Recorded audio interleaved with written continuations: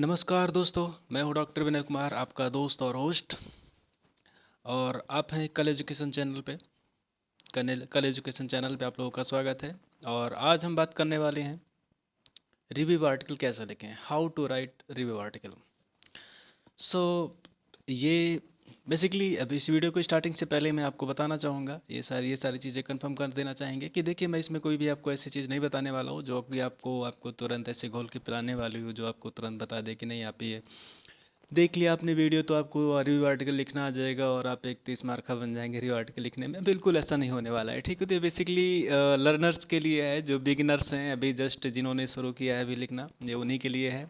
और बाकी जिन लोगों को थोड़ा बहुत लिखना आता है, ज़रूर उनको भी हेल्प मिलेगी इससे, लेकिन उनसे ज़्यादा उनको इसमें बहुत हेल्प मिलने वाली है। अगर ये वीडियो देखते हैं, उन लोगों को बहुत ही हेल्प मिलेगी। जो लोग अभी जस्ट बिगिनर्स हैं, उन लोगों ने रिसर्च के फील्ड में एंट्री ही ली है और रिसर्च करना शुरू किए हैं, तो उन लोगों के लिए बहुत ही हेल्पफुल है।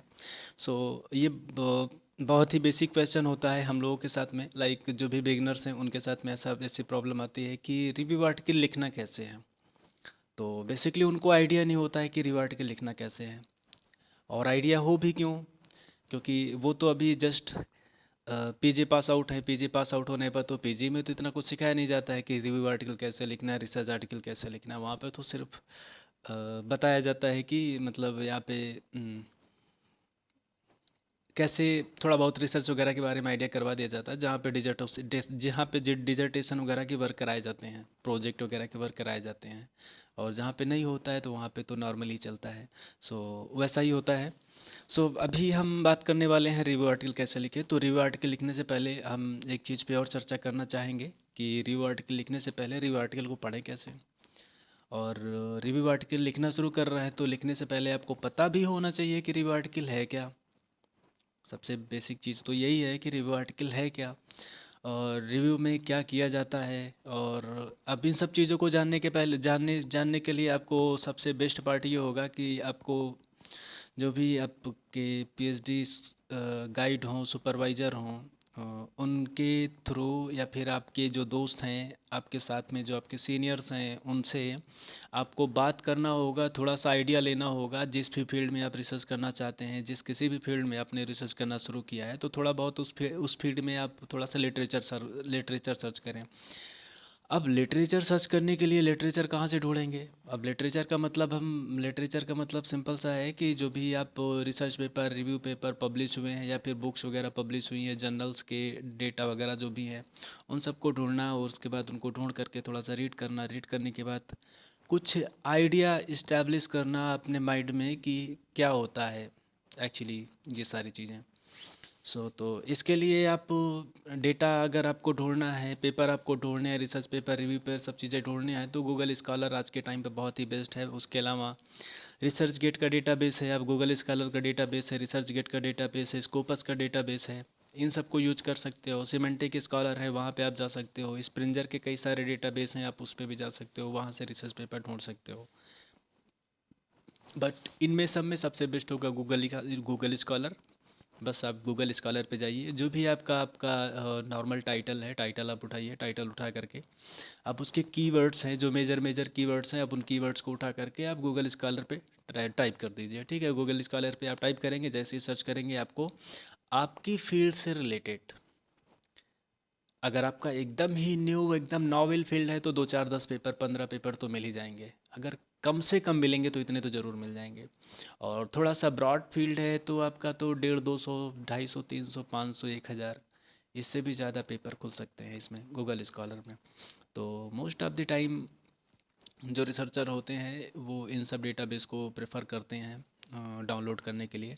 और जो सबसे ज़्यादा यूज किया जाता है वो है स्कोपस। स्कोपस को कई जगह पर यूज किया जाता है। स्कोपस हो गया, गूगल स्कॉलर हो गया, स्कोपस और गूगल स्कॉलर को भी आप यूज कर सकते हो। गूगल स्कॉलर के अलावा अगर और कुछ आप यूज करना चाहते हो तो उसके अलावा आप सिमेंटिक स्कॉलर को भी यूज कर सकते हो। सिमेंटिक स्कॉलर भी बेस्ट पार्ट होगा। जी हाँ, सिमेंटिक स्कॉलर। और उसके अलावा सिमेंटिक स्कॉलर के अलावा भी आप देखना चाहते हो तो उसके अलावा भी कई सारे हैं जिनको आप देख सकते हो, वहाँ से भी डाउनलोड कर सकते हो। बट ये अगर हम मोटा मोटी आइडिया आप जानना चाहते हैं कैसे आपको रिसर्च पेपर वगैरह ढूंढना है, तो आप अगर इन दोनों वेबसाइट को यूज़ करते हैं तो बहुत बेस्ट है। इसके अलावा आपको बहुत ज़्यादा की ज़रूरत नहीं है। फिर धीरे धीरे आप पढ़ते जाएंगे, लिखते जाएंगे, लिखते पढ़ते आपको बहुत सारा आइडिया हो जाएगा, डेटाबेस क्या है, जर्नल क्या है, ये सारी चीज़ें आपको वहाँ पे मिल जाएंगी। ठीक है। सो नॉर्मली ये चीज़ें हैं। ठीक है। सो इसके बाद अब जब दो चार रिव्यू पेपर पढ़ेंगे, रिसर्च पेपर पढ़ेंगे, तब आपको समझ में आएगा कि क्या चीज़ें हैं। ठीक है। जब आपके पास डेटाबेस खंगालेंगे तो दो चार पेपर आपको मिलेंगे, आप उनको रीड करेंगे। जब रीड करेंगे तो रीड करने के बाद, अब हाँ, रीड करेंगे तो रीड करना कैसे है। रिसर्च पेपर के लिए मैंने आपको इसके पहले एक वीडियो बना करके डाल दी है। आप इसकी मेरे इस चैनल पे जा करके आप देख सकते हैं वहाँ पे। तो वहाँ पे how to write research article आप टाइप करेंगे और उसके बाद कल एजुकेशन डाल देंगे तो आपको ये आर्टिकल आपको इजीली आपको यूट्यूब पे मिल जाएगा। अदरवाइज़ आप यूट्यूब पे चाहिए, कल एजुकेशन पे डालिए, कल एजुकेशन पे जा करके आप प्लेलिस्ट में जाएंगे, रिसर्च के नाम से प्लेलिस्ट पड़ी हुई है और वहाँ पे आप देख सकते हैं, वहाँ पे ये पेपर पड़ा हुआ है, वो ये वीडियो आपका how to write research article वो चीज़ पड़ी हुई है। सो अब चलते हैं हम इस वीडियो के पार्ट में जो हमारा। ठीक है। अब यहाँ पे क्या है, बेसिकली हमने छोटी छोटी चीज़ें बता दी है आपको इसमें कि how to read an article. ठीक है। सो इसमें करना क्या होता है, जब भी कभी हम आर्टिकल रीडिंग करते हैं तो नॉर्मली क्या करते हैं कि हम लोग सिर्फ और सिर्फ कहानियाँ पढ़ने के इंटरेस्ट कहानी पढ़ने के लिए इंटरेस्टेड होते हैं। और कहानी जैसे हिस्ट्री में या फिर कोई ऐसे पार्ट टाइम जो भी आप देखते हैं, कोई भी कहानी जो भी स्टोरी वगैरह पढ़ते हैं आप, नॉर्मली हम लोग का मोटिव क्या होता है कि कहानी को समझना। हमारा पर्पस होता है कि कहानी को समझना है। हमारा पर्पस कभी ये नहीं होता है कि कहानी को कैसे लिखा गया है उसको समझना है। हमारा सिर्फ और सिर्फ इतना मोटो होता है कि कहानी क्या कह रही है, सिर्फ इतना देखते हैं। ठीक है। सो लेकिन अब ये तो अब आपका पर्सपेक्टिव हो गया पढ़ने का, बट उसके अलावा भी जो सबसे उससे भी ज़्यादा जो इम्पोर्टेंट चीज़ है वो इम्पोर्टेंट ये है कि कहानी को लिखा कैसे गया है। लाइक आप किसी मूवी को देखते हो या फिर कोई नॉवेल रीड करते हो या फिर कोई कहानी रीड करते हो, तो हर चीज़ों को सीक्वेंस से डाला जाता है। हर चीज़ों को सीक्वेंस से डाला जाता है। ऐसा नहीं होता लाइक एक एक लव स्टोरी है, कोई अगर लव स्टोरी कोई चल रही है, ठीक है, तो ऐसा नहीं होता है कि पहले ये लाइक कोई भी एक विलन है या फिर लव स्टोरी या फिर कोई विलन वाला हो, तो ऐसा नहीं होता कि पहले विलन मारा जाए उसके बाद फिर विलन के सारे कार्यकलाप जो होंगे, जो भी एक्शंस वगैरह हों, वो बाद में दिखाया जाए। ऐसा नहीं होता है। हर चीज़ों का एक सीक्वेंस होता है, उस सीक्वेंस के हिसाब से डाली जाती हैं। ठीक है। तो जो कहानी के पहले होना चाहिए उसको पहले डाला जाता है, जो कहानी के बाद में होना चाहिए उसको बाद में डाला जाता है। बीच में ऐसा नहीं होता है कि आगे वाला पीछे और पीछे वाला आगे कर दिया जाएगा। अगर ऐसा कर दिया जाएगा तो इंटरेस्ट आपका उसमें ख़त्म हो जाएगा। सो हमारा भी मोटिव यहाँ पे इस चीज़ को समझना है कि जब कोई आर्टिकल लिखते हैं तो वहाँ पर लिखते समय हम किन किन बातों को ध्यान देते हैं, लिखते समय कौन कौन सी चीज़ें होती हैं जो इम्पोर्टेंट होती हैं, जिनको ध्यान दिया जाता है, और उसी के हिसाब से उनको हम सीक्वेंस में चीज़ों को अरेंज करते हैं ताकि जो पढ़ने वाला हो, जो रीडर हो, उसका इंटरेस्ट बना रहे, उसका पूरी कहानी में इंटरेस्ट बना रहे। लाइक आप कभी कभी मूवी वगैरह देखते होंगे, कोई मूवी देखते हैं तो मूवी देखते समय आपको लगता है ना कि बीच में अगर कहीं आप छोड़ दिए मूवी को तो आपके अंदर चलता रहता है कि इसके बाद क्या हुआ, इसके बाद क्या हुआ, इसके बाद क्या हुआ। सो ये पार्ट आपका भी है और आपको भी इस चीज़ को अपने इस आर्टिकल में, लाइक जो भी आर्टिकल आप लिखना चाहते हैं, आप लिखने जा रहे हैं, उसमें ये चीज़ होना चाहिए कि ऑथर्स के पास में ऑथर्स ऐसे मतलब उस कंटेंट को ऐसे सजाए, कंटेंट को ऐसे सिस्टमेटिकली प्रेजेंट करें कि जो रीडर्स हों उसका इंटरेस्ट प्रॉपरली बना रहे। लाइक अगर वो बीच में उसको ब्रेक करता है रीडिंग को, तो उसके दिमाग में चलता रहना चाहिए कि उस आर्टिकल में इसके बाद क्या लिखा गया है, उसके बाद कौन सी कहानियाँ डाली गई हैं जो इम्पोर्टेंट थी लेकिन हमने नहीं पढ़ा। जैसे कहानियों में उनका इंटरेस्ट बना होता है, वैसे ही यहाँ पे भी उसका इंटरेस्ट बना रहना चाहिए। सो उसके इंटरेस्ट को गेन करने के लिए हमें चीज़ों को सिस्टमेटिकली करना पड़ेगा। ठीक है। सो हमें रीड करते समय अब यहाँ पे इस चीज़ को ध्यान देना है कि रीड एज एन ऑथर। सो अब ऑथर का मतलब क्या हुआ, मैंने बताया ना कि ऑथर की तरह रीड करना है। मैंने बताया कि जैसे अभी जब आर्टिकल को लिखते वो पढ़ते हैं तो पढ़ते समय हम रीडर की तरह बिहेव नहीं करेंगे। सिर्फ हमको कहानी ही नहीं समझना है कि कहानी क्या कह रही है, हमको यहाँ पे इस चीज़ को भी समझना है, इस चीज़ को भी ध्यान देना है कि कहानी को कैसे व्यवस्थित किया गया है जिससे हमारा इंटरेस्ट प्रॉपर बना रहा है पूरी पूरी स्टोरी में, और पूरी स्टोरी को मैंने रीड किया है उसी इंटरेस्ट के साथ में हमारा इंटरेस्ट ब्रेक नहीं हुआ है, इस चीज़ को भी यहाँ पे रीड करना होगा। ठीक है, तो इसीलिए मैंने यहाँ पे रीड एज एन ऑथर लिखा हुआ है। ठीक है, अगर आप लिखने जा रहे हैं तो तब आपके लिए बहुत ही ज़रूरी है कि आप ऑथर की तरह रीड करो, ना कि एज अ रीडर। ठीक है, और अगर हम रीडिंग को, तो फिलहाल रीडिंग तो कई तरीके की हो सकती हैं। फिलहाल हम अगर कैटेगराइज करना चाहें नॉर्मली, तो हम इस तरीके से कर सकते हैं कि ऑथर रीडिंग हो सकती है, रिव्यूअर रीडिंग हो सकती है। लाइक रिव्यूअर, रिव्यूअर मीन्स जो आपकी मैन्युस्क्रिप्ट को रिव्यू करेगा, वो बताएगा कि क्या गलतियां हैं आप में, इसमें कहाँ पे करेक्शन की ज़रूरत है, वहाँ पे आपको करेक्ट करना चाहिए, और कहाँ पे करेक्शन की ज़रूरत नहीं है, जहाँ पे आपको करेक्ट नहीं करना है। लाइक जहाँ पे करेक्शन की ज़रूरत है वो चीज़ को देखना है उसको। ठीक है, और रीडर्स का क्या है, मतलब उसका सिर्फ एक मतलब है, इसका एक ही फंडा है कि बस हमको कहानी को समझना है। कहानी समझ में आ गई, बात खत्म, क्लियर हो गया। बट ऑथर को क्या है, ऑथर का सबसे बड़ा रोल है, आथर का ही रोल है यहाँ पे।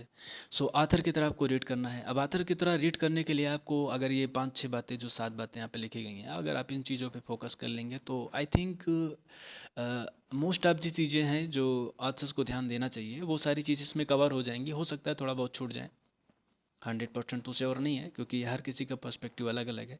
सो जो मेरा पर्सपेक्टिव था, जो चीज़ें मैंने समझी है, जहाँ तक मुझे लगता है उनके हिसाब से ये चीज़ें होनी जरूरी हैं। ठीक है, so focus on the words, line and paragraph. Words, line और पैराग्राफ को फोकस करना है। और उसके बाद यहाँ पे देखिए, find out the connection between one line to the next line. ठीक है, जब भी आप एक पैराग्राफ को रीड कर रहे हैं, उस पैराग्राफ को रीड करेंगे तो एक लाइन से दूसरी लाइन का कुछ ना कुछ कनेक्शन अटैच्ड होता है। ठीक है, सो अभी आप अगर उस लाइन में कुछ किसी की स्टोरी बताने जा रहे हो, तो ठीक है, आप मान लीजिए उसका बर्थ बताने जा रहे हो, तो बर्थ में पैदा हुआ, उसके बाद फिर उसने क्या किया ऐसा बताओगे। ठीक है, आप ये नहीं बताओगे कि पहले उसने क्या किया, उसके बाद फिर आप बताओगे कि हाँ इस दिन ये पैदा हुआ था। नहीं, आपको ये चीज़ बताना होगा कि पहले उसने, मतलब उसका बर्थ ही इस टाइम पे हुआ है, और उसके बाद बड़ा हुआ, उसके बाद ये सब ये कारनामे उसने किए हैं। ठीक है, तो बिल्कुल वैसा ही वहाँ पे भी आपको ध्यान देना है कि लाइन बाय लाइन आपका कनेक्शन बना होना चाहिए, कनेक्शन ब्रेक नहीं होना चाहिए। अगर कनेक्शन ब्रेक हो जाएगा तो रीडर्स इंटरेस्ट जो होगा वो ब्रेक हो जाएगा, और रीडर्स इंटरेस्ट ब्रेक होगा तो फिर आपका आर्टिकल इंटरेस्टिंग नहीं रह जाएगा। फिर ऑथर्स या फिर जो रीडर्स होंगे, जो रीडर्स रीड कर रहे होंगे आपके आर्टिकल को, वो इंटरेस्ट उनको नहीं होगा। वो मतलब वो इंटरेस्ट आप नहीं क्रिएट कर पाएंगे अपने आर्टिकल में, कि जिससे वो इंटरेस्टेड होकर के उसको पढ़ते रहे या पढ़ें। एंड नेक्स्ट है, find out that thought has been interpreted, how thought has been interpreted. So thoughts, अब यहाँ पे एक चीज़ और भी समझना होगा, साथ साथ ये भी देखना होगा कि ऑथर्स जो होते हैं, जब भी रिव्यू आर्टिकल लिखते हैं, वहाँ पे हम ऑथर्स, लाइक जो ऑथर्स होता है, ऑथर्स अपने थॉट को इंटरप्रिटेट करता है वहाँ पे, और थॉट्स को किस तरीके से इंटरप्रिटेट किया गया है, किस किस टाइप के वर्ड्स यूज किए जा रहे हैं, वैसे थॉट्स को आर्टिकल में इंटरप्रेट करने के लिए इस चीज़ को भी ध्यान देना होता है। सो इस चीज़ को भी फाइंड आउट करना, और इन इन चीज़ों को देखते जाना, ये बहुत ही ज़रूरी है आपके इस टाइम के लिए। एंड सो इसके अलावा इसके आगे और चीज़ें हैं जो इसमें, find out the relation between title and content. So अगर आप ऑथर्स की तरह आपको रीड करना है, तो इस चीज़ को भी ध्यान देना होगा कि जो आपका कंटेंट है पूरा, और जो टाइटल है, लाइक जो आर्टिकल आप पढ़ रहे हो, उसका कंटेंट जो उसके उसकी बॉडी में है, उस आर्टिकल के बॉडी में जितना कंटेंट है वो, और जो उसका टाइटल है, दोनों टाइटल और कंटेंट मैच कर रहा है या नहीं। पता लग रहा है टाइटल में तो हमने इंडिया पाकिस्तान का वार हम लिखने जा रहे हैं, बट जो बॉडी में है उसमें अब आपने कहीं पे आपको एग्जांपल में डालना था सिर्फ कि नहीं रसिया यूक्रेन वार क्या है, लेकिन आपने पूरा रसिया यूक्रेन वार का ही वर्णन कर दिया, बस उसी का एक्सप्लेनेशन कर दिया, और आपने इंडिया पाकिस्तान के वार को छोड़ ही दिया है। सो ऐसा भी नहीं करना है, जहाँ पे जिस चीज़ की ज़रूरत हो उसको उतना ही डालना है। अगर आप एक्स्ट्रा हैवी लोड कर देंगे किसी अन्य रेफरेंस को, तो फिर उसमें गड़बड़ हो जाएगा, फिर उसका कोई मतलब नहीं निकलेगा, फिर वही आपका ऑथर्स के जो जो रीडर्स होंगे, रीडर्स का इंटरेस्ट ब्रेक होगा, आपका आर्टिकल जो होगा बोरिंग हो जाएगा। एंड नेक्स्ट है, find out the relation between heads, sub heads and their respective content. ठीक है। लाइक कोई हेडिंग है, heads means heading, sub heads means sub headings. ठीक है, तो हेड्स जैसे मान लीजिए आपका कोई हेडिंग है, तो उस हेडिंग के कई सारे सब हेडिंग होंगे। ठीक है, तो हेडिंग से रिलेटेड जो होंगे जितने भी सब हेड्स बनाए जाएंगे वो उस हेडिंग से रिलेटेड होंगे। कोई ना कोई आपका एक सिस्टमेटिक वे होना चाहिए कि इनको हम क्यों कैटेगराइज कर रहे हैं, इस हेडिंग्स को, और इस हेडिंग्स में ये सब हेडिंग्स क्यों बनाए जा रहे हैं। आपका एक सिस्टमेटिक वे होना चाहिए, सिस्टमेटिक अरेंजमेंट होना चाहिए। ऐसा नहीं होना चाहिए कि आप ऐसे ही कर रहे हो। तो सिस्टमेटिक अरेंजमेंट आप इसको फाइंड आउट करना है कि किस तरीके से वैसा क्यों किया गया है, इस चीज़ को भी ध्यान देते चलना है। और उसके अंदर जो कंटेंट है, सब हेड्स के अंदर जो कंटेंट है, वो कंटेंट उसी सब हेडिंग से मैच कर रहा है। ऐसा भी ना हो कि आप एक हाइड हेडिंग्स कुछ और डाल रहे हो। ठीक है, हेडिंग्स आप इन्वामेंटल माइक्रोबायोलॉजी डाल रहे हो, ठीक है, आप उसमें लिखना शुरू कर दिए हो किसी और फील्ड का काम। ठीक है, तो आपका जो वो कंटेंट होना चाहिए उससे मैच करता होना चाहिए। कहने का मतलब सिर्फ इतना है। ठीक है, keep in mind what how why where has been provided. So ये क्वेश्चन ऐसे हैं, इसको तो आपको हमेशा ध्यान दिमाग में रखना है, इस चीज़ को हमेशा दिमाग में रखना है कि कौन सी चीज़ कहाँ पे कैसे और क्यों प्रोवाइड की गई है। इस चीज़ को आपको बहुत ज़्यादा ज़रूरी है ध्यान देना। ठीक है, आर्टिकल में जब ऑथर कोई आर्टिकल लिख रहा है तो उसका कोई ना कोई एक पर्सपेक्टिव होता है किसी भी चीज़ को कहीं पे भी मेंशन करने का। ऐसा नहीं कि वो कोई भी चीज़ कहीं भी मेंशन कर देगा। लाइक अब जब आप अब्स्ट्रैक्ट पढ़ना शुरू करेंगे तो अब्स्ट्रैक्ट में जो लाइनें पहले लिखी गई हैं उनका कोई ना कोई पर्सपेक्टिव होगा कि उनको पहले रखी गई हैं, कोई ना कोई इंपॉर्टेंस होगी उनको पहले रखने की। अदरवाइज उसको तो हम बाद में भी फिल कर सकते हैं, बाद में भी डाल सकते हैं, लेकिन नहीं, उसको हम पहले डालते हैं। सो ये चीज़ आपको ध्यान देना होगा, व्हाट हाउ व्हाई वेयर। सो इन चार क्वेश्चन वर्ड्स को अपने दिमाग में रखना है पढ़ते समय, किसी आर्टिकल को रीड करते समय। ये चीज़ बहुत ही इंपॉर्टेंट है आपके लिए। और उसके आगे अब कौन से कंटेंट में क्या क्या चीज़ें हमको ध्यान देनी है वो चीज़ देख लो। जैसे अब्स्ट्रैक्ट है, जब अब्स्ट्रैक्ट पढ़ रहे हैं तो अब्स्ट्रैक्ट पढ़ते समय find out that how the abstract has been initiated. Abstract का इनिशिएशन लाइक अब्स्ट्रैक्ट को लिखना शुरुआत कैसे की गई है। जब आप दो चार आर्टिकल आप देखोगे, दो चार आर्टिकल पढ़ोगे, तो दो चार आर्टिकल को पढ़ने के बाद आपको आइडिया हो जाएगा कि अब्स्ट्रैक्ट का इनिशिएशन कैसे करना है, लाइक इनिशिएट कैसे करना है, स्टार्ट कैसे करना है लिखना। ठीक है, find out that what types of fact have been presented and in what manner. So fact, किस टाइप के फैक्ट्स डाले गए हैं आपके अब्स्ट्रैक्ट में, क्योंकि abstract most of the time जो हम जब भी हम देखेंगे नॉर्मली, तो अब्स्ट्रैक्ट जो होते हैं वो 250 से 300 400 वर्ड्स के बीच में होते हैं।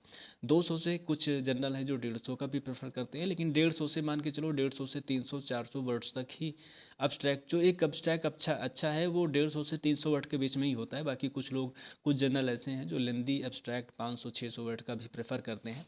But most of the time आप देखोगे तो 150 से 300 वर्ड सफिशियंट होता है स्टैक को लिखने के लिए, इससे ज़्यादा की ज़रूरत नहीं होती है। सो ये आपको यहाँ पे ध्यान देना है कि फैक्ट्स एंड मैनर, दो चीज़ें आपको ध्यान देनी है कि फैक्ट और किस मैनर में फैक्ट को प्रोवाइड किया गया है, and how the abstract has been ended. So abstract क्योंकि रिव्यू आर्टिकल है तो रिव्यू आर्टिकल में ये तीन चीज़ें बहुत ही मेजर होंगी। हाँ, इसके साथ साथ इसमें आप देखोगे, अब्स्ट्रैक्ट को आप देखोगे तो उसमें ऑब्जेक्टिव को भी इंटरप्रेट किया गया है। ऑब्जेक्टिव जो आपका रिव्यू आर्टिकल होगा, तो रिव्यू आर्टिकल का ऑब्जेक्टिव, उसका मोटो क्या है, क्यों वो आर्टिकल लिखा जा रहा है, इस चीज़ को भी वहाँ पे इंटरप्रेट किया गया होगा। तो इस चीज़ को आप साथ में ध्यान दीजिएगा। So next is the introduction. So introduction के केस में क्या होगा, find out that what types of fact and data have been presented and it has been connected with the title of the article. दो चीज़ें ध्यान देनी है यहाँ पे, जो अब इंट्रोडक्शन के फर्स्ट पॉइंट है। अभी अब यहाँ पे दो चीज़ें हमने बताई हैं, यहाँ पे दो चीज़ों को ध्यान देना है कि व्हाट टाइप्स ऑफ फैक्ट, कितना फैक्ट है, किस टाइप का फैक्ट है, और उसके साथ साथ ये टाइटल से कितना मैच करता है। टाइटल को हमें रिप्रेजेंट करना है, टाइटल को हमें अपने इंट्रोडक्शन सेक्शन में, देखिए इंट्रोडक्शन के बाद बॉडी सेक्शन में अदर पार्ट में आप थोड़ा सा डेविएट हो जाएंगे तो प्रॉब्लम नहीं है। ठीक है, वहाँ पे चल जाएगा, बट इंट्रोडक्शन सेक्शन आपका स्ट्रांग होना चाहिए, क्योंकि इंट्रोडक्शन सेक्शन ही आपके पूरे बॉडी कंटेंट को रिप्रेजेंट करेगा। ठीक है, तो इंट्रोडक्शन से ही क्लियर होना चाहिए, इंट्रोडक्शन से ही क्लियरिटी हो जाएगी कि आगे बॉडी टेक्स्ट में क्या होगा।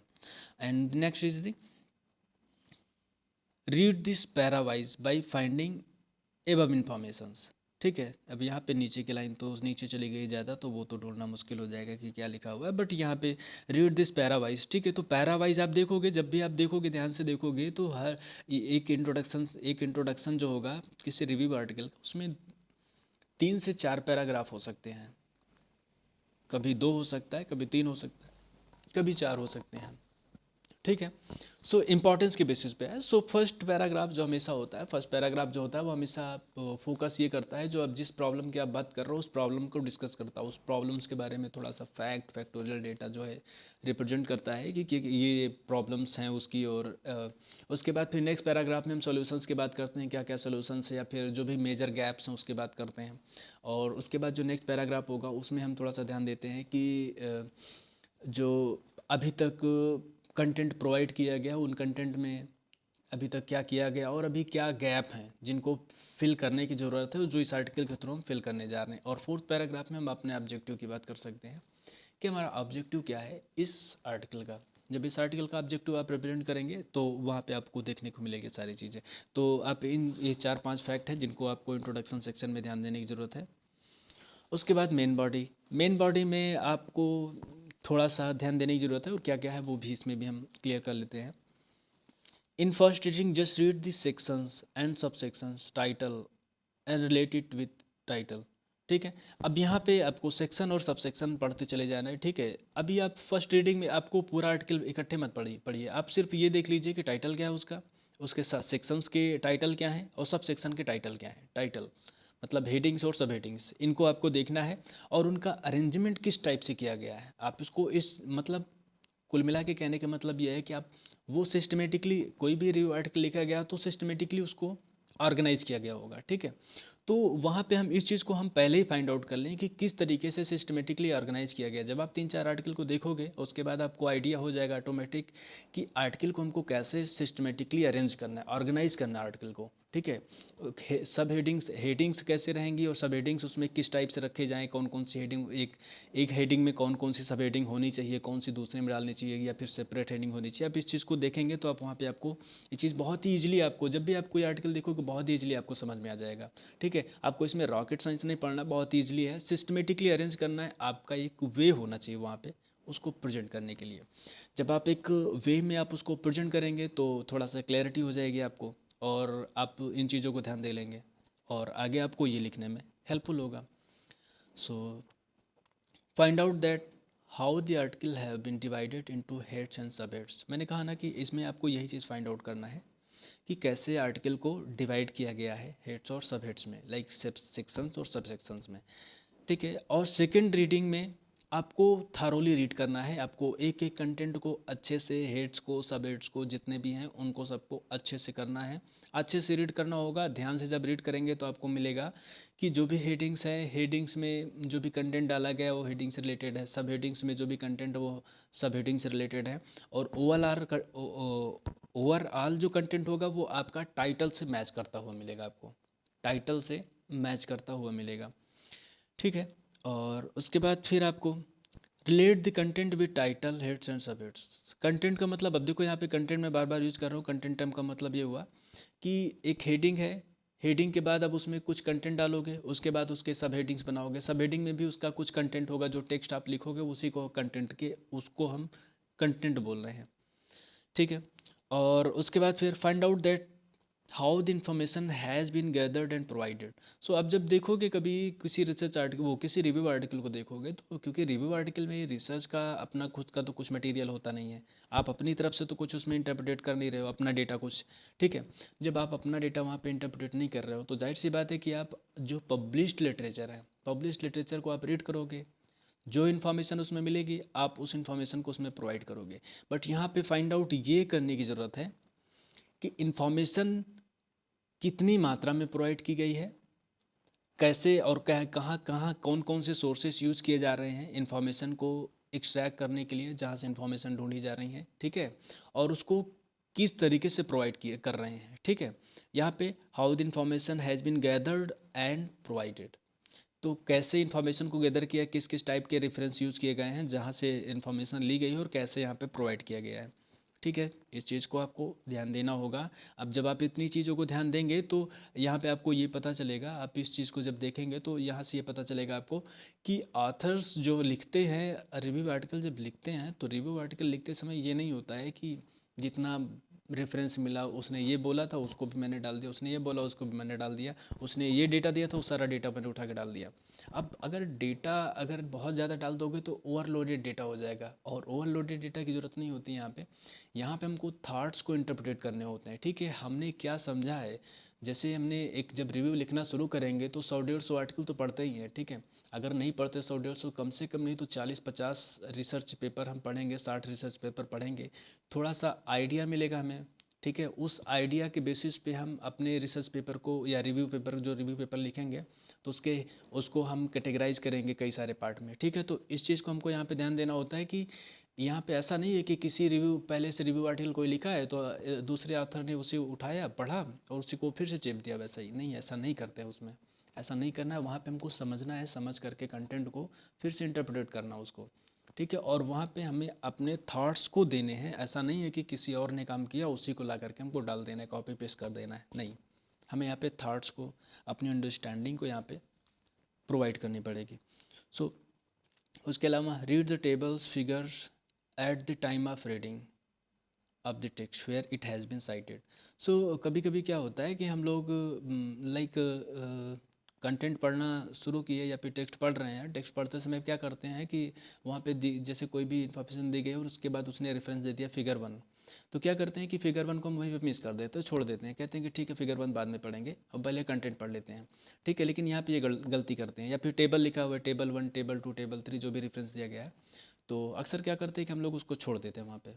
लेकिन इस चीज़ को ध्यान देना है कि हमको उसको छोड़ना नहीं है, अगर हम वहाँ पे छोड़ देंगे सो जो उसका रेफरेंस जो उसका है, लाइक जिस रेफरेंस में बात कही जा रही है या फिर किसी भी मैकेनिज्म को, लाइक किसी मैकेनिज्म को शो किया गया है वहाँ पे, उस टेक्स्ट में किसी मैकेनिज्म के बारे में डिस्कशन किया जा रहा है और आपने उस फिगर 1 को छोड़ दिया, बोला कि इसको बाद में देख लेंगे, सो तो आप कंटेक्स्ट को भूल जाएंगे किस कंटेक्स्ट में वो मैकेनिज्म थी। अगर उसको साथ में रीड कर लेंगे सो आपको कंटेक्स्ट और कंटेंट दोनों ही क्लैरिटी मिल जाएगी, दोनों में क्लैरिटी मिल जाएगी, तो आपको आपकी अंडरस्टैंडिंग जो होगी उस कंटेंट से रिलेटेड वो थोड़ा सा स्ट्रांग होगी। और इसके अलावा क्या है, नेक्स्ट है find out that how the table and figure have been provided, sorry यहाँ पे है find out that how the table and figure have been discussed in the text. अब यहाँ पे क्या करते हैं कि कई बार ऐसा होता है, कुछ ऑथर्स को मैंने देखा है, ये बैड हैबिट होती है, ऐसी हैबिट नहीं होनी चाहिए, लेकिन आपको भी इन चीज़ों को समझना है कि जब भी कोई टेबल या फिगर हम रिप्रेजेंट करते हैं तो ऐसा नहीं है कि हम पूरी टेबल को ही, अब उसके बाद पहले आपने डेटा टेबल में दिया और उसके बाद फिर वो पूरा का पूरा डेटा है आप फिगर में उसको वो टेक्स्ट में आप डिस्कस करते चले गए। जब आपने टेबल ऑलरेडी दे ही दिया है तो सिर्फ और सिर्फ टेबल के संदर्भ में बात करिए, टेबल से रिलेटेड जो बातें हैं उसको बताइए, और उसके बाद वहाँ पे टेबल को आपको एक्सप्लेन नहीं करना है, टेबल से रिलेटेड बातों को बताना है कि क्या चीज़ें, और उसके बाद आप रेफरेंस टेबल का दे दिए। जब आप रेफरेंस टेबल का दे देंगे तो उसके बाद आपको वहाँ पे इतना सारी इन्फॉर्मेशन आपको प्रोवाइड करने की ज़रूरत ही नहीं है, क्योंकि ऑलरेडी जब आप टेबल में डेटा दिए हैं अब उसको आप टेक्स्ट में भी उसी को फिर से मेंशन करते जा रहे हैं, मेंशन करते जा रहे हैं, तो अब उसको मेंशन बहुत सारा कर देने से आपका कंटेंट आपका हैवी हो जाएगा। कंटेंट आपका हैवी हो रहा है बट थॉट्स आपके हैवी नहीं हो रहे कंटेंट में, जो आपको लिखना है एक्चुअली वो चीज़ आप यहाँ पे मेंशन नहीं कर पा रहे हैं पूरी। सो इस चीज़ को ध्यान देना होगा, ठीक है। तो कितनी किस तरीके से डिस्कस किया जा रहा है टेबल को, फिगर को, इस चीज़ को भी यहाँ पे ध्यान देने की ज़रूरत है। अगर आप इस चीज़ को ध्यान नहीं देंगे तो ये मिस हो जाएगी और फिर आप कंटेंट में वो चीज़ें अच्छे से प्रोवाइड नहीं कर पाएंगे, मतलब जो चीज़ें एडिटर को चाहिए वो चीज़ें आप नहीं दे पाएंगे एडिटर को, जो चीज़ें रीडर को चाहिए रीडर्स को आप वो चीज़ें नहीं प्रोवाइड कर पाओगे।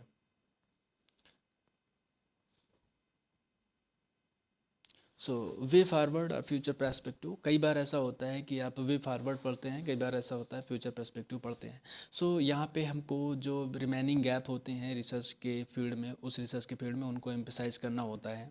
जो भी मतलब जहाँ पे भी काम नहीं हुआ है, 1 2 3 4 5 पॉइंट जो मिलते हैं आपको, तो उसको आप चाहो तो पॉइंट वाइज कर सकते हो, लेकिन बेटर होगा कि आप रनिंग में लिखोगे तो अच्छा रहेगा, पॉइंट वाइज नहीं करेंगे तो। आप रनिंग में लिखते चले जाइए कि कौन कौन से ऐसे पॉइंट्स हैं जिनको, जिन फील्ड में अभी तक काम नहीं हुआ है, और उन चीज़ों को बताते जाएंगे, और उसके बाद किस टाइप से काम किया जा सकता है इन चीज़ों को आप डिस्कस कर लेंगे तो ये ज़्यादा अच्छा रहेगा। And also find out that what other types of areas have been suggested. Other types of areas कैसे, लाइक आप एक फील्ड में काम करो, उसमें दूसरे फील्ड में भी कुछ काम हो सकता है, ठीक है, तो उसका दूसरे फील्ड से कनेक्शन क्या हो सकता है, किस टाइप से कनेक्ट कर सकते हैं उसको, तो उन चीज़ों को भी आप यहाँ पे अपनी पर्सपेक्टिव वहाँ पे जो देना चाहते हो वो आप अपना। और यहाँ पे हाँ ध्यान दीजिए कि यहाँ पे आपको रेफरेंस की ज़रूरत नहीं है, अगर आप डालना चाहते हैं तो डाल सकते हैं, बट यहाँ पे रेफरेंस की ज़रूरत नहीं होती है, यहाँ पे अपने पर्सपेक्टिव को आपको रिप्रेजेंट करना है, like what you are thinking about that point that matter that title or that research area। So अब उस रिसर्च एरिया में आप अगर जो भी आपकी अंडरस्टैंडिंग थी आपने उस चीज़ को मेंशन किया, अब अगर उसको कोई रीडर रीड करेगा सो उसको भी थोड़ा सा गैप मिलेगा, उसको पता चलेगा कि हाँ ये गैप है जहाँ पे काम किया जा सकता है, तो आपका आर्टिकल उसको एक रास्ता बताएगा कि इस रास्ते से भी चल करके हम काम कर सकते हैं, इस रास्ते में या फिर ये रास्ता है, ये जो गैप है इस गैप को हम रिसर्च के थ्रू फिल कर सकते हैं। सो आपका कंटेंट जो होगा उसके लिए एक लाइटनिंग की तरह रहेगा और उसको एक नया रास्ता दिखाएगा कि इस रास्ते में चला जा सकता है। अब कैसे चलना है वो तो उसका काम है, बट चला जा सकता है, किस रास्ते में चला जा सकता है ये आपका बताना काम है। सो रिव्यू का बेसिक मोटो होता है जो रिव्यू का यही होता है। And last one is conclusion. So conclusion में क्या करना है, कंक्लूजन बहुत ही सिंपल है, आप कंक्लूजन को एक बार देख लो कि कैसे कंक्लूजन को स्टार्ट किया गया है और कंक्लूजन में कितना इन्फॉर्मेशन प्रोवाइड की गई है, जैसे कि अब्स्ट्रैक्ट होता है। अब अब्स्ट्रैक्ट और कंक्लूजन में बहुत अंतर होता है, कभी आप इसको एक दूसरे को एक साथ मत रखिएगा कि कंक्लूजन और अब्स्ट्रैक्ट एक जैसा ही होता है, नहीं, कंक्लूजन अलग है, अब्स्ट्रैक्ट अलग है। सो आप एक दो कंक्लूजन आप पढ़ेंगे तो आपको बहुत अच्छे से आइडिया हो जाए कि कंक्लूजन में कितनी इन्फॉर्मेशन की ज़रूरत होती है, बस आपको। लेकिन अब मैं बता रहा हूँ कि इन सब चीज़ों को बताने के बावजूद भी यहाँ पे सबसे ज़्यादा मेहनत आपकी ही होगी, आपको ही करना होगा, आप ही मेहनत करेंगे तभी कुछ हो पाएगा, अदरवाइज़ ऐसे वीडियो और भी आपको यूट्यूब में मिल जाएंगे, एक दो चार नहीं, 10 15 20 50 100, ठीक है, आप देख लोगे, लेकिन आपको तब तक इन सब का फ़ायदा नहीं मिलेगा जब तक कि आप खुद से उस पर मेहनत नहीं करोगे, आप इन चीज़ों को फॉलो नहीं करोगे, अपनी प्रैक्टिस में अपनी हैबिट में नहीं ले आओगे, तब तक ये सब चीज़ें काम नहीं करने वाली हैं, ठीक है।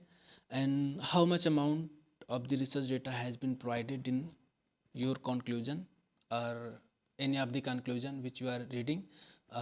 इस चीज़ को भी ध्यान देना है कितना डेटा वहाँ पे प्रोवाइड किया गया है, और इसको ध्यान देते हुए आपको रीडिंग समाप्त करके अब हम राइटिंग की ओर चलेंगे। So how to write review article. So अब यहाँ पे अब हम लिखना जब शुरू करेंगे तो सबसे पहले लिखने की बात करते हैं, तो लिखने में हम शुरुआत कहाँ से करेंगे, फ्रेम इट इंटू टाइटल। जब हम लिखना शुरू करेंगे, जब आप, मैंने बताया आपको कि आप 8-10 आर्टिकल पढ़ोगे, थोड़ा सा पढ़ने के बाद 8-10 आर्टिकल को पढ़ोगे, अपने फ्रेंड से, अपने सीनियर से, अपने गाइड से हेल्प लोगे, तो थोड़ा सा आपको पता चलेगा कि किस एरिया में आपको काम करना है, ठीक है। और फिर जैसा कि मैंने बताया आपको कि आप कीवर्ड्स उठाइएगा, कीवर्ड्स उठा करके 2-4 रिव्यू पेपर डाउनलोड करिएगा, डाउनलोड करके उसको रीड करेंगे, तो रीड करने के बाद आपको एक मोटा मोटी आइडिया मिल जाएगा कि इस फील्ड में थोड़ा सा गैप है, इस फील्ड में रिव्यू पेपर नहीं पब्लिश्ड हैं, या फिर ये फील्ड अभी है ऐसी जहाँ पे रिव्यू पेपर लिखा जा सकता है। सो वो गैप मिलेगा, उस गैप से रिलेटेड आप एक टेंटेटिव टाइटल डिज़ाइन कर लीजिए, ठीक है। आप एक टाइटल बना लीजिए, नॉर्मल टाइटल, अभी आपको स्ट्रिक्टली इस पर नहीं जाना है, बस एक टाइटल डिज़ाइन कर लीजिए कि उसी पर आपका बेस्ड रहेगा पूरा का पूरा आपका लिटरेचर। सो आप एक टाइटल टेंटेटिव टाइटल बना लीजिए, और बस उसी टेंटेटिव टाइटल के बेसिस पे आप फिर थोड़ा सा रिसर्च पेपर डाउनलोड कर लीजिए। आप लिटरेचर जितना आप ज़्यादा रिसेंट लिटरेचर देखेंगे, जितना भी है आपको एक्सप्लोर करना है वो, आप जब तक एक्सप्लोर नहीं करेंगे, और कम से कम नहीं तो आपको एक अच्छा रिव्यू लिखना है तो कम से कम 50-60 आर्टिकल तो आपको पढ़ना ही पड़ेगा। 50-60 आर्टिकल पढ़ेंगे तब जा कर के थोड़ा सा आपको आइडिया, थोड़ा सा माइंड में आपके एक नई चीज़ डेवलप होगी। नई चीज़ कहने का मतलब कि एक जो एरिया पे आप काम करने जा रहे हैं उस एरिया में क्या क्या किया जा सकता है, कैसे कैसे किया जा सकता है, किस टाइप का रिव्यू बनाया जा सकता है, इस चीज़ के बारे में थोड़ा सा आइडिया आपको होगा, ठीक है। रिसेंट लिटरेचर तो ज़रूर आपको देखना है, और रिसेंट लिटरेचर इसलिए देखना है कि क्योंकि आपका जो रिव्यू पेपर पब्लिश होगा, लाइक आपने एक रिव्यू पेपर लिख रहे हैं, एक उसी पे रिव्यू पेपर ऑलरेडी लिखा हुआ है, अब अगर सेम टाइप में अगर रिव्यू पेपर आप लिख रहे हो तो उसका कोई फ़ायदा नहीं है। अगर कोई रीडर पढ़ रहा है तो अब वो आर्टिकल पढ़े या आपका आर्टिकल पढ़े, बात तो बराबर हो जाएगी। अब दोनों में अगर जब बात बराबर ही है या इक्वल ही है, जब दोनों जगह पे हम इक्वल ही हैं, तो वो उसको ही पढ़ेगा, फिर आपका क्यों पढ़ेगा। और जो ऑलरेडी पब्लिश्ड है और आप पब्लिश भी नहीं किए हैं, फिर एडिटर भी देखेगा, जहाँ भी आप पब्लिश कराने जाएंगे किसी भी जर्नल में, देखेगा जब वो एडिटर देखेगा कि ऑलरेडी जब इस एरिया में पहले ही पेपर पब्लिश्ड है तो आपको आपके पेपर को क्यों लेना चाहिए, पब्लिश करना चाहिए। जो उसको रीडरशिप ही नहीं मिलेगी तो आपको कंटेंट को पब्लिश क्यों करेगा, क्योंकि उसको भी गेन चाहिए। गेन का मतलब रीडरशिप मिलनी चाहिए, रीडरशिप नहीं मिलेगी तो फ़ायदा क्या निकलेगा उसका। सो ये भी एक इम्पॉर्टेंट चीज़ है। सो तो यहाँ पे आपको रिसेंट लिटरेचर को देखना है, और रिसेंट लिटरेचर को देख करके और उसके बाद फिर जितना ज़्यादा हो सके आप लिटरेचर को एक्सप्लोर करिए। एक्सप्लोर करने के बाद फिर आप यहाँ पे आएंगे स्ट्रक्चरिंग पे। Structure your review article in heads sub heads accordingly. सो आपका एक टाइटल आपने, मैंने जैसे कहा पहले आपको कि टेंटेटिव टाइटल आपने बना लिया है, ठीक है। आप उसके बाद फिर लिटरेचर रिव्यू करेंगे, रिसेंट लिटरेचर को पढ़ेंगे, थोड़ा सा एक्सप्लोर करेंगे, तो आपको आइडिया हो जाएगा कि आप जैसे कंटेंट को जब आप कई सारा कंटेंट मैंने बताया कि 40-50 आर्टिकल आप पढ़ लो, 40-50 आर्टिकल पढ़ने के बाद इतनी तो लाइटनिंग हो ही जाएगी आपके माइंड में कि हमको कौन कौन से कंटेंट इसके अंदर डाले जाने चाहिए, क्या क्या कंटेंट डाला जा सकता है, ठीक है। सो तो आपको ये एक मोटा मोटा आइडिया हो जाएगा, ठीक है। उस मोटे मोटे आइडिया के बेसिस पे आप हेडिंग्स बना लीजिए, ठीक है। हेडिंग्स बनाते जाइए जो भी बन सके, 8, 10, 12, 15, ठीक है। इतने हेडिंग्स बन गई हैं आपके।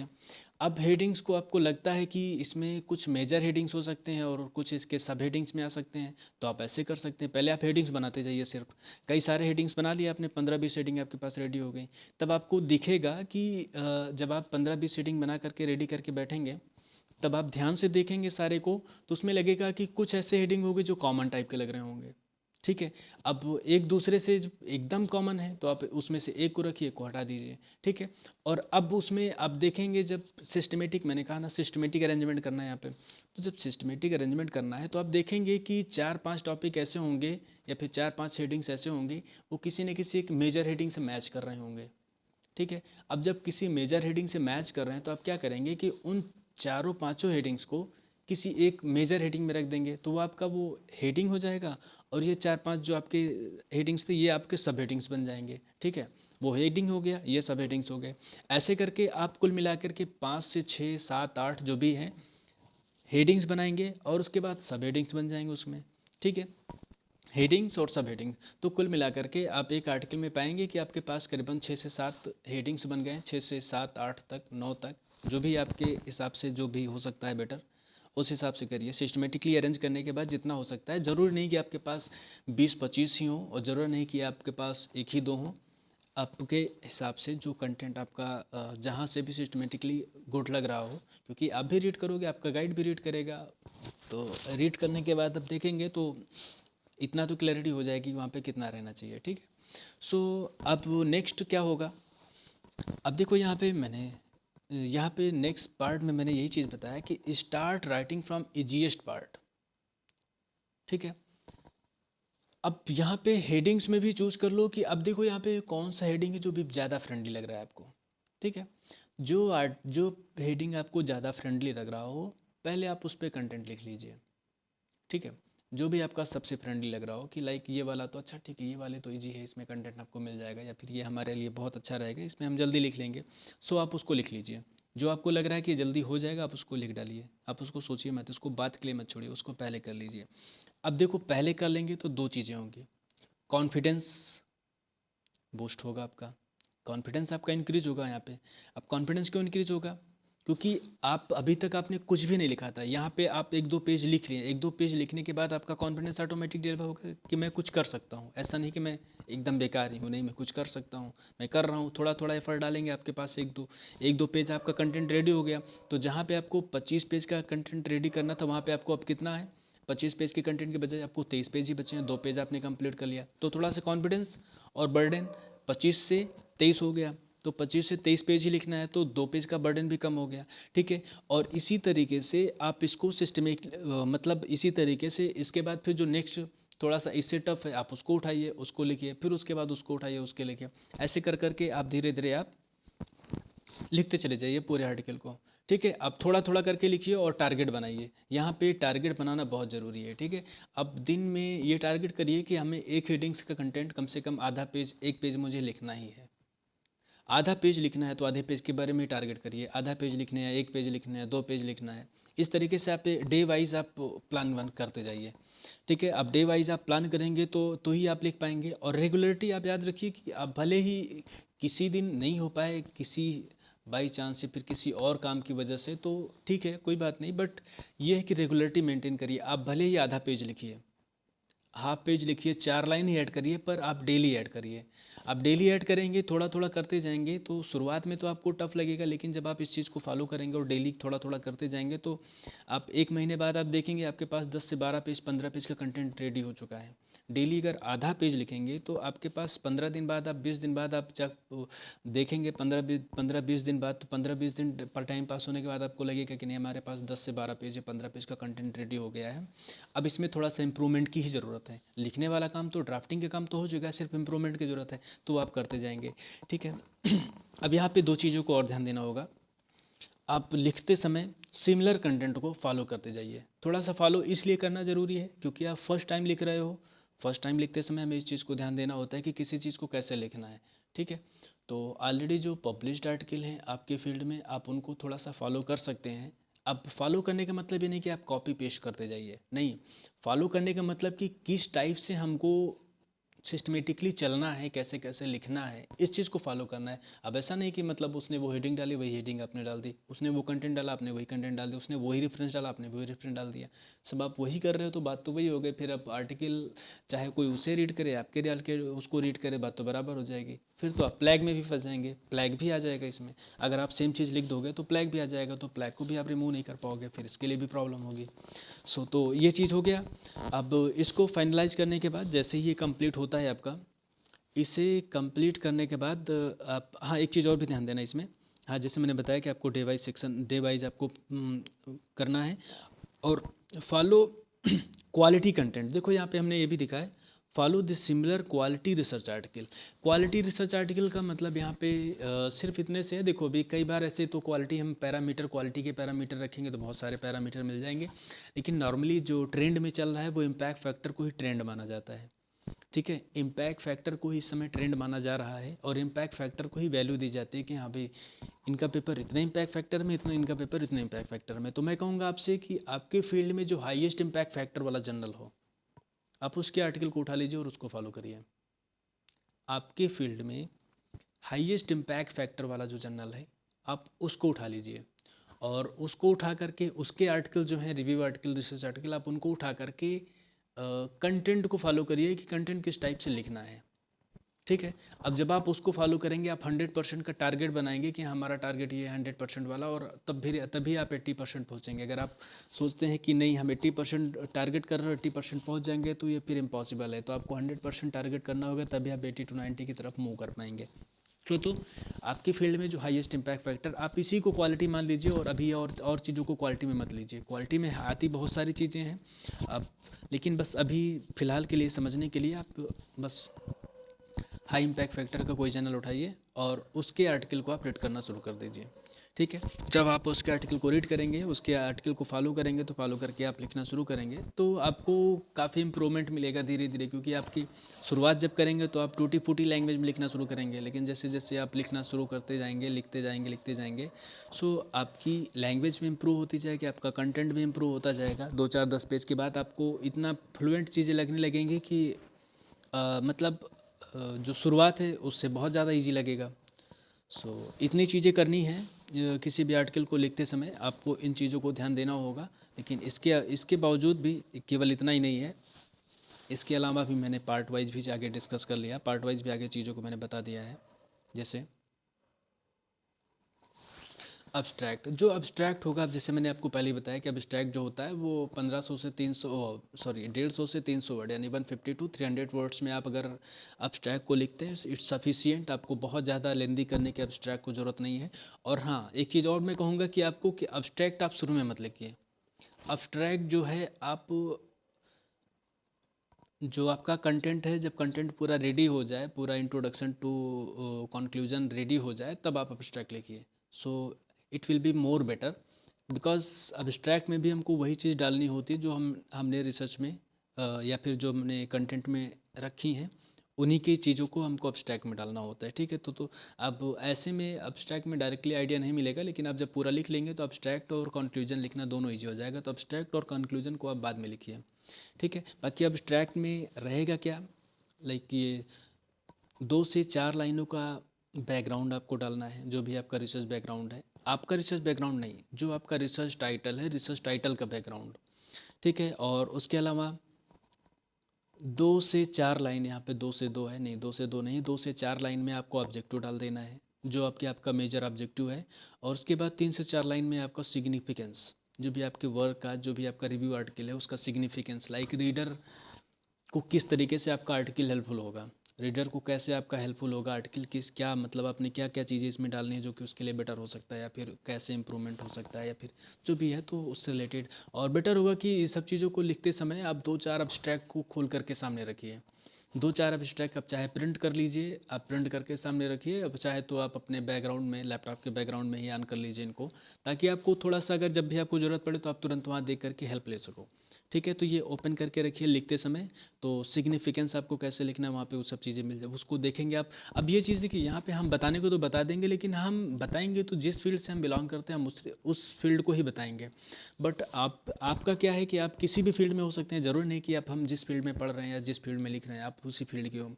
तो आप उस फील्ड में होंगे तो आप उस फील्ड का जब 2-4 एब्स्ट्रैक्ट पढ़ेंगे तो उसके बाद आपको आपको खुद ही एक आइडिया मिल जाएगा कि हाँ इसको करना है, लेकिन आपको पढ़ना पड़ेगा। आप जब तक 4-5 एब्स्ट्रैक्ट अगर ठीक से नहीं पढ़ेंगे तब तक आपको आइडिया नहीं होगा। जब आप 2-4 एब्स्ट्रैक्ट पढ़ेंगे तो आपको ऑटोमेटिक आइडिया हो जाएगा कि हाँ इसको ऐसे ऐसे लिखना है, सब आप लिख लेना है। ठीक है। उसके अलावा ये है ग्राफिकल एब्स्ट्रैक्ट। तो ग्राफिकल एब्स्ट्रैक्ट में सिर्फ आपको ड्रा करना है, जो भी आपका एक कंटेंट है, आपका होल कंटेंट जो भी आपको एक्सप्लेन करना है, बस उसी को ग्राफिकली रिप्रेजेंट करना होता है। सो ग्राफिकली रिप्रेजेंटेशन के लिए अगर आप ऐसे तो नहीं, मैं कहूँगा कि आप 2-4 रिव्यू आर्टिकल के, या फिर हाँ 2-4 रिव्यू आर्टिकल उठाएंगे आप उसके ग्राफिकल एब्स्ट्रैक्ट, वैसे बहुत ज़रूरी नहीं होता, ये ऑप्शनली होता है, कुछ जर्नल ही इसको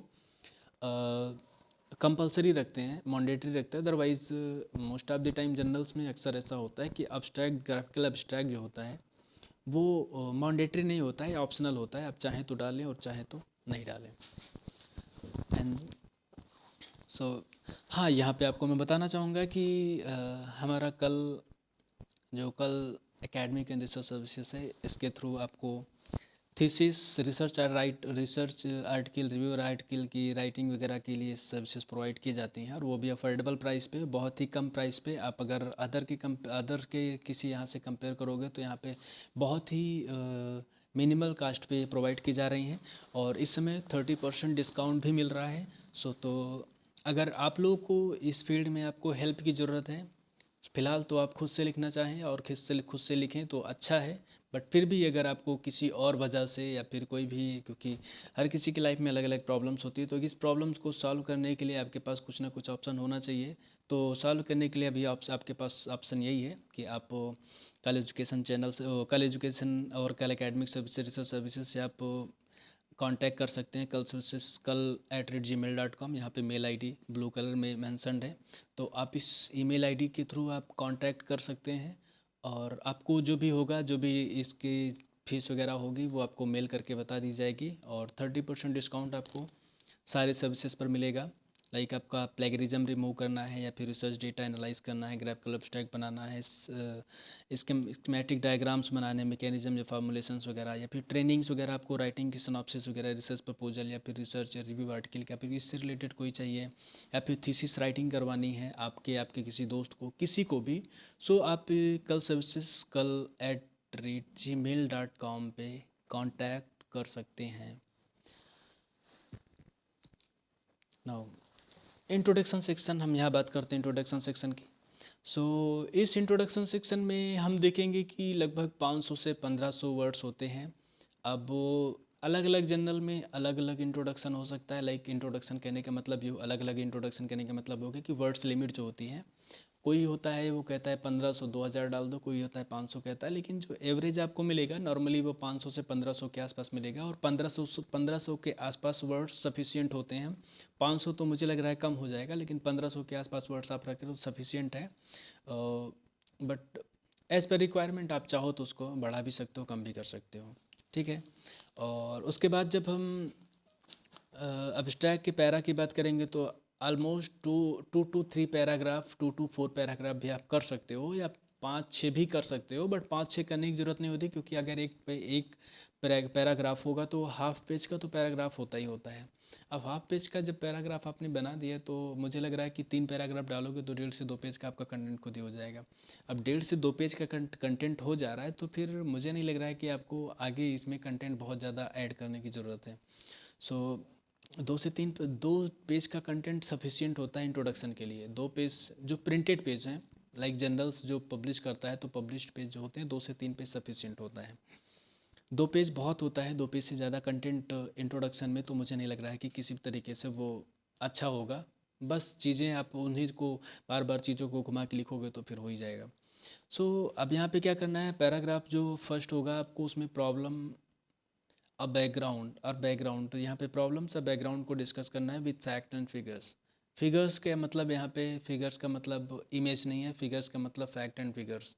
ठीक है।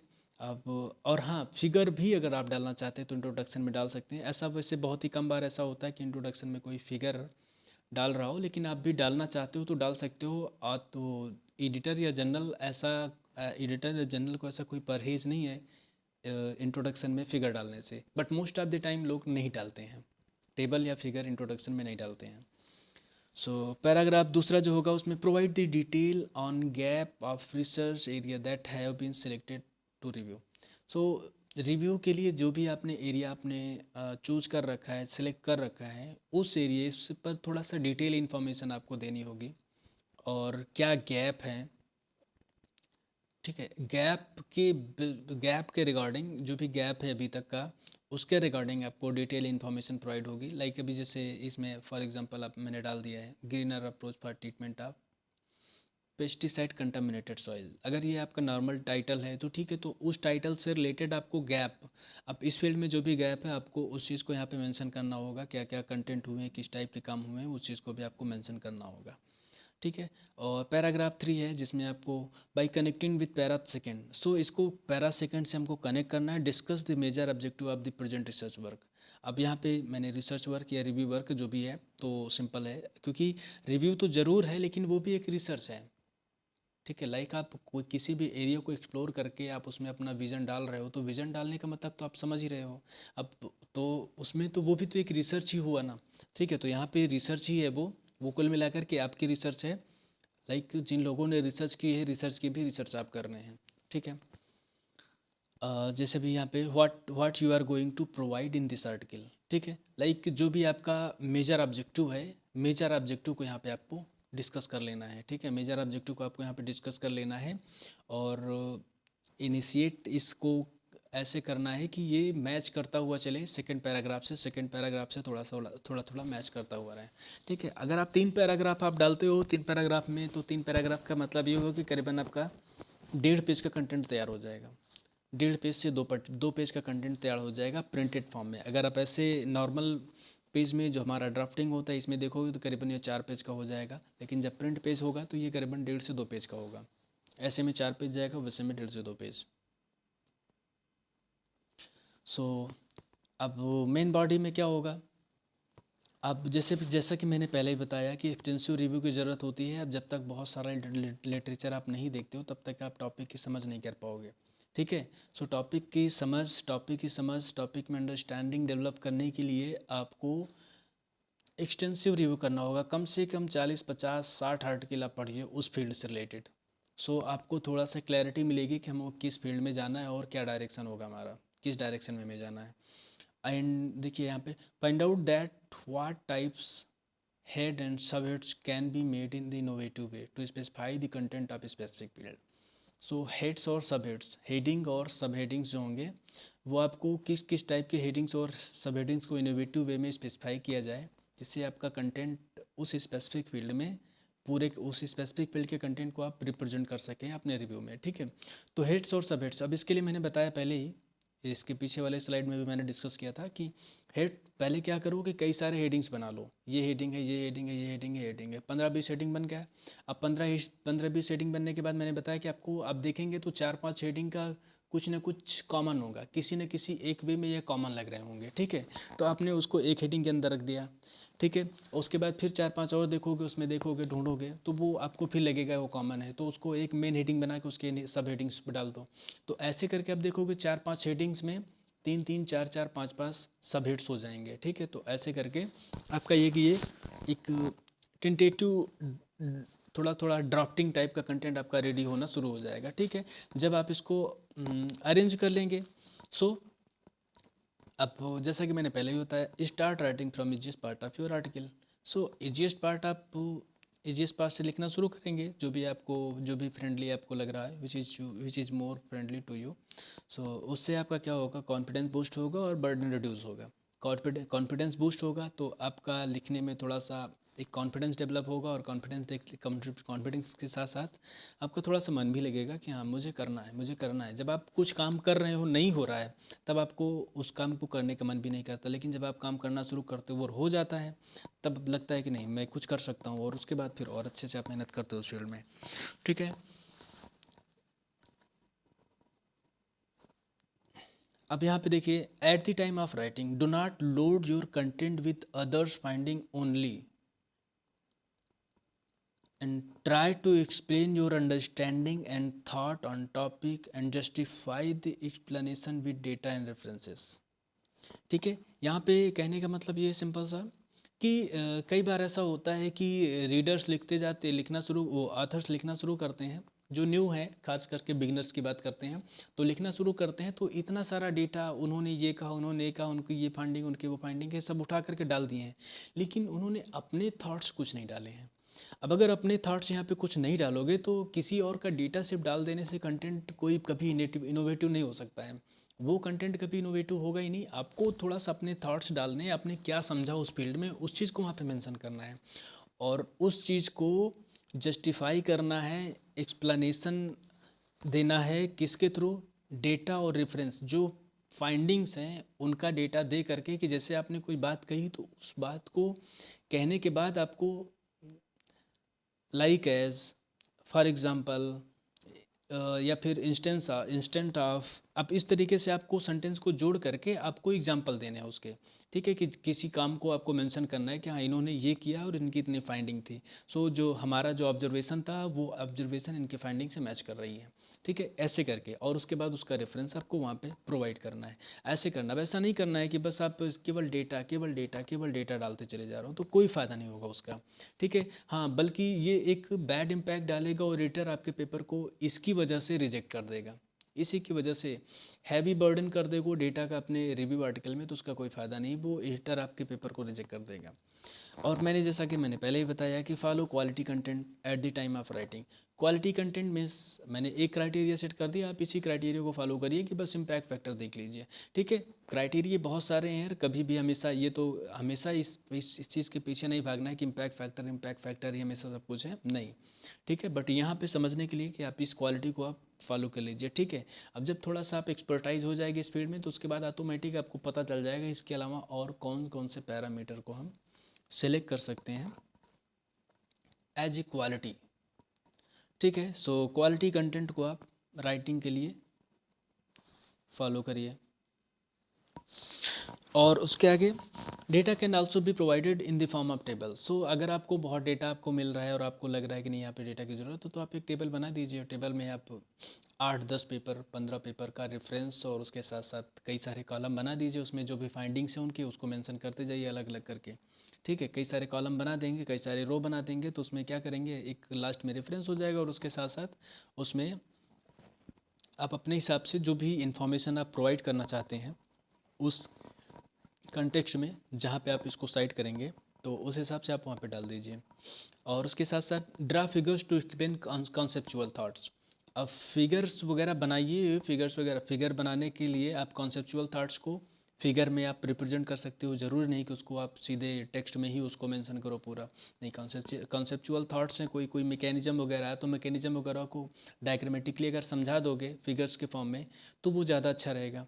ठीक है, डेटा है आप टेबल में प्रोवाइड कर दो, और कोई कॉन्सेप्चुअल थॉट्स है तो उसको डायग्रामेटिकली डिजाइन कर लीजिए, और उसके बाद उसको फिगर के फॉर्म में आप प्रोवाइड कर दीजिए। ठीक है, support your content with recent literatures.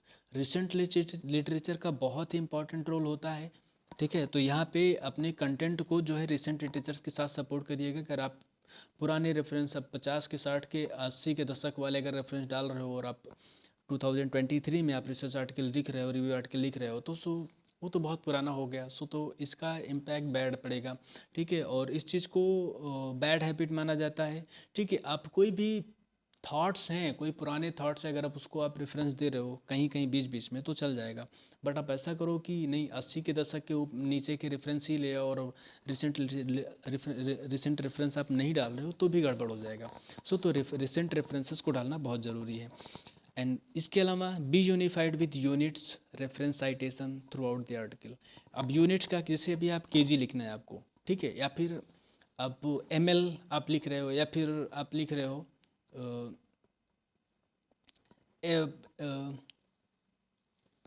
Kilogram पर लीटर।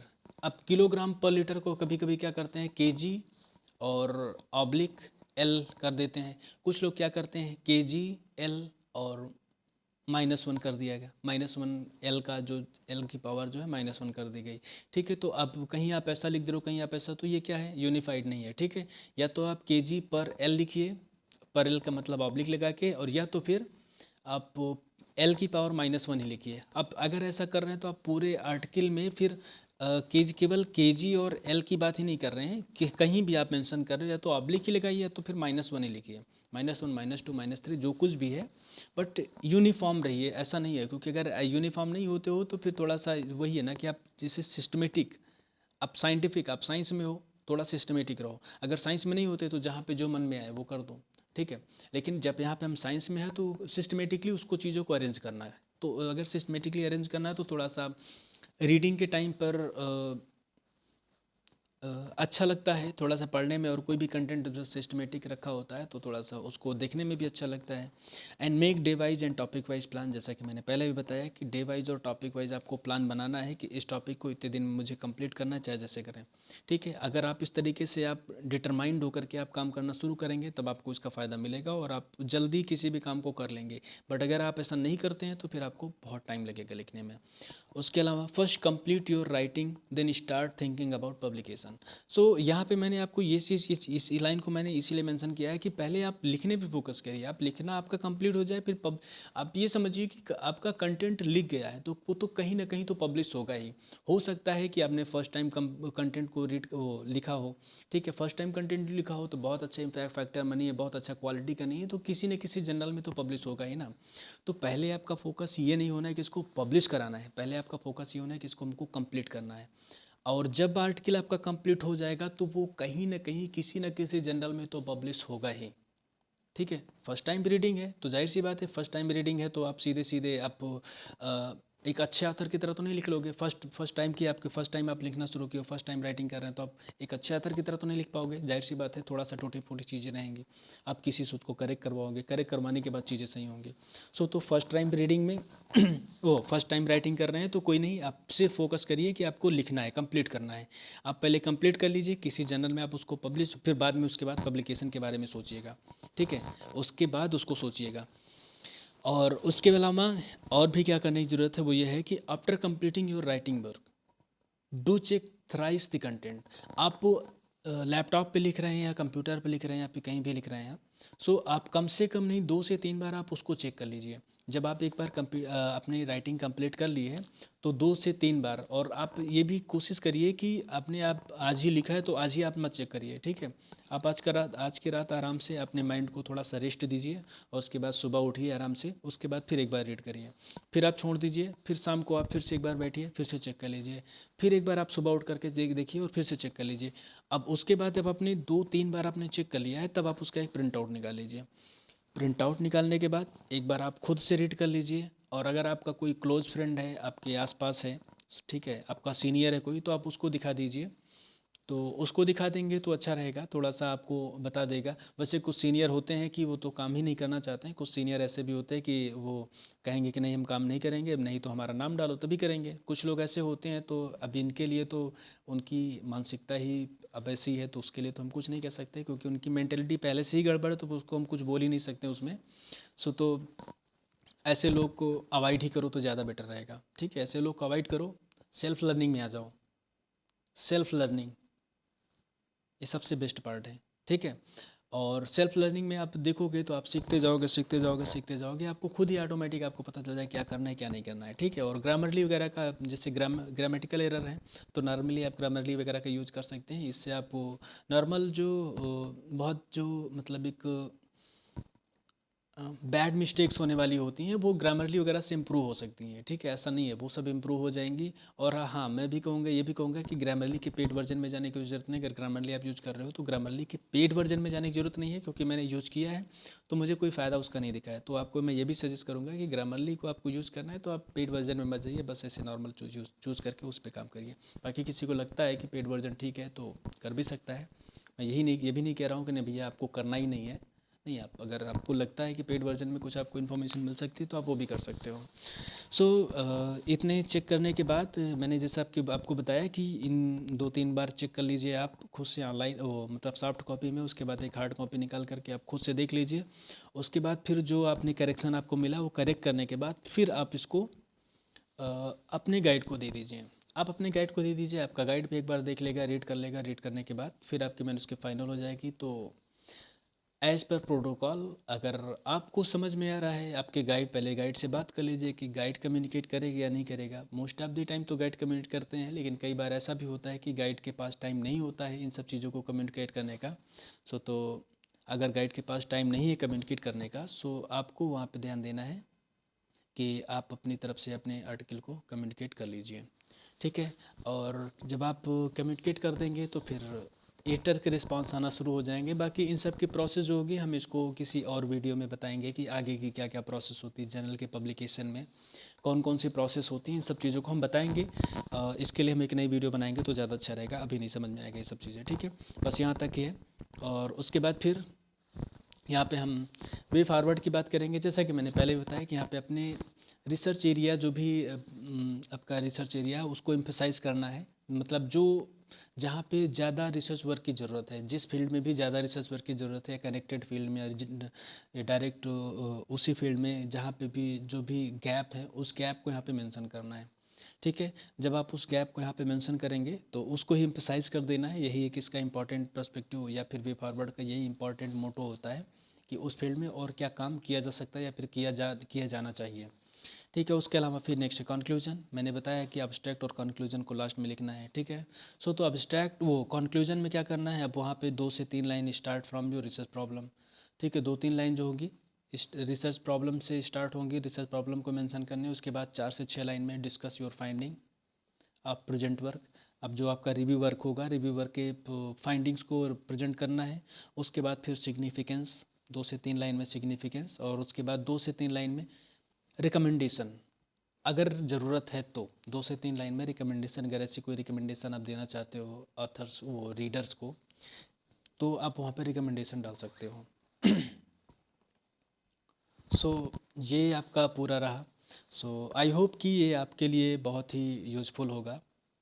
क्योंकि और ख़ास करके बिगनर्स के लिए तो आई एम श्योर कि ये बिगनर्स के लिए बहुत ही यूज़फुल होगा। क्योंकि मैं बता रहा हूँ कि जिस टाइम पे मैं थोड़ा सा आपको बता देता हूँ कि मैं जिस टाइम पे मैं रिव्यू पेपर लिखना शुरू किया था तो फर्स्ट डे, एक्चुअली ये मेरी आप बीती है, थोड़ा सा टाइम मैं लूँगा, बस ज़्यादा नहीं। तो जब मैंने शुरुआत की थी रिव्यू पेपर लिखने के, रिसर्च पेपर लिखने के, तो उस टाइम पे मुझे बिल्कुल भी आइडिया नहीं था। तो और जब मैंने फर्स्ट डे में बैठना लिखना शुरू किया तो मुझे पता ही नहीं कि मुझे लिखना क्या है, करना क्या है, क्या नहीं करना है। और मुझे बिल्कुल भी आइडिया, ऐसा कोई वीडियो भी होता मुझे समझने के लिए, फिर कोई मिल गया होता बताने के लिए तो अच्छी बात होती, लेकिन ऐसा कुछ नहीं था मेरे केस में। तो अब मैंने सोचा कि चलो लिखते हैं, लिखना शुरू तो किए, लेकिन फिर उसके बाद दिमाग में आया कि अब पहली लाइन बढ़िया थोड़ा सा हैवी डालते हैं। दिमाग में ये आया कि बढ़िया हैवी लाइन डालते हैं जिससे एडिटर जैसे ही पढ़े इम्प्रेस हो जाए और तुरंत पेपर ले ले। अब मैं सुबह से दोपहर तक बैठा रहा कि मुझे ये लाइन पहली कौन सी ऐसी कैसी लाइन डाल दें। सुबह से दोपहर तक मैं बैठ करके, दोपहर से फिर शाम हो गई बैठ करके सोचने में कि पहली लाइन में क्या लिखूं। लेकिन मुझे समझ में नहीं आया कि पहली लाइन में लिखूं क्या। मेरा पूरा एक दिन का टाइम बर्बाद हो गया सिर्फ पहली लाइन को ढूंढने में, मेरा नहीं हो पाया। मैंने दूसरे दिन फिर मैं गया तो 1 आध घंटे बैठा रहा, लेकिन फिर दिमाग में ये आया कि छोड़ो, एक काम करते हैं कि पहली लाइन को छोड़ देते हैं, दूसरी लाइन से लिखना शुरू करते हैं। तो मैंने दूसरी लाइन से लिखना शुरू किया। करीबन 15-20 मिनट, वो 15 से 20 दिन के एफर्ट्स के बाद मैंने वो आर्टिकल को कंप्लीट किया। 15-20 दिन 25 दिन लग गए थे उस आर्टिकल को लिखने में, 15-20 दिन के आसपास। सो तो छोटा आर्टिकल मैंने लिखा था उस टाइम पे, बहुत ही छोटा था वो, बहुत बड़ा नहीं था, तो मैंने लेकिन वो कंप्लीट कर लिया। अब उसके बाद फिर से मैं वहीं पे आ गया कि पहली लाइन मुझे क्या लिखना है। 15 20 25 दिन की मेहनत के बावजूद फिर मैं वहीं पे आके अटक गया कि मुझे पहली लाइन पे क्या लिखना है। अब पहली लाइन मुझे नहीं समझ में आ रही कि पहली लाइन में क्या डालूँ। फिर बहुत सोचा, बहुत माथा पच्ची की, लेकिन मुझे नहीं समझ में आया। तो फिर मैंने ये डिसाइड किया कि बाद में दिमाग में यही आया कि एक काम करते हैं, पहली लाइन हम लिखते ही नहीं है, किसी को क्या पता कि मैंने पहली लाइन नहीं लिखी है। जो मेरी दूसरी लाइन है उसी को मैं पहली लाइन बना देता हूँ। और फिर मैंने उसको पहली लाइन बना दिया, और उसके बाद उस पेपर को मैंने पूरा कंप्लीट किया। फिर उसके बाद जो ग्रामर वगैरह चेक करना था मैंने किया अपनी तरफ से जो हो सकता था। फिर ग्रामरली वगैरह की हेल्प ली, उससे भी जो हो सकता था किया। उसके बाद फिर अपने गाइड को दिया, तो गाइड भी मुझे शाबाशी दिया, बोला बहुत अच्छा काम किए हो, कम से कम शुरू किए हो। उसके बाद उन्होंने भी करेक्शन सजेस्ट किया, करेक्शन करने के बाद फिर मैंने उसको जर्नल में कम्युनिकेट किया। तो मैंने कहा, जैसे मैंने ये कहानी बताने का सिर्फ इतना ही मतलब था कि अगर थोड़ा सा भी आपको गाइड करने के लिए कोई मिल जाता है तो मुझे लग रहा है कि आप बहुत कुछ अच्छा कर सकते हो। और इसी होप के साथ मैंने इस वीडियो को बनाई है कि अच्छा आप कुछ कर सको। और थैंक यू सो मच इस वीडियो को देखने के लिए, यहाँ तक अंत तक देखने के लिए बहुत बहुत धन्यवाद, बहुत बहुत धन्यवाद। और आपसे रिक्वेस्ट है कि अगर आपको ये कंटेंट आपको हेल्पफुल लगा है तो आप इस वीडियो को लाइक कर दीजिए। और आपको कोई सजेशन देना है तो प्लीज़ कमेंट बॉक्स आपके लिए ओपन है, आप कभी भी जो भी कमेंट देना चाहते हो वो दे सकते हो। और प्लीज़ अगर आपको लग रहा है कि ये आपके दोस्तों के भी जानने के लिए ज़रूरी है, उनको हेल्प कर सकता है या फिर हेल्पफुल है उनके लिए, तो प्लीज़ आप इसे उन्हें शेयर करिए। और थैंक यू सो मच।